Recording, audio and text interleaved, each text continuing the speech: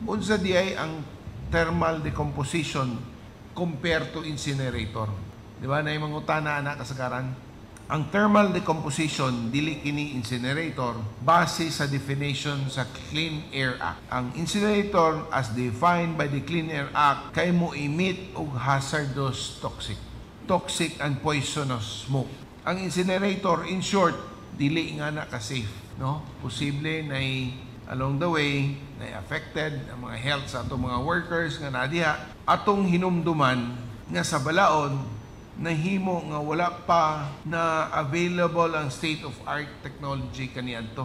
Mao nag-ingon ako kaganiya usay nanay mga bagong technology apan wala pa ma-approve, that's why dili ta ka una-una kay wa pa ma-amend ang mao nga balaod. Kaning thermal decomposition karon patented technology ni siya gikan sa South Korea ug ang air emission nini kay ni pasar sa environmental standard sa DNR, pati ang ash nga iyang ma-produce ipasar ni sa TCLP, testing of toxicity, nightability, kalayo dayon, corrosivity, corrosive ba kani siya, and reactivity testing.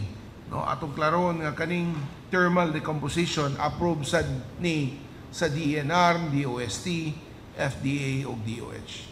And we want to make sure nga dili mapahamak ang atong mga empleyado nga potpon nga mo'y atong ibutang sa atong mga sites, no, nga mo'y mo facilitate sa mga waste. Ang incinerator as defined by law kay mo emit og hazardous o toxic and poisonous air or smoke. Gi-clarify ni sa EMB 10 Regional Director si Digamo, so kung dili nimo emit og hazardous toxic and poisonous air, dili ka na defined as incinerator based sa Clean Air Act. So, in short, this is to prove that what we are buying now is safe for the public.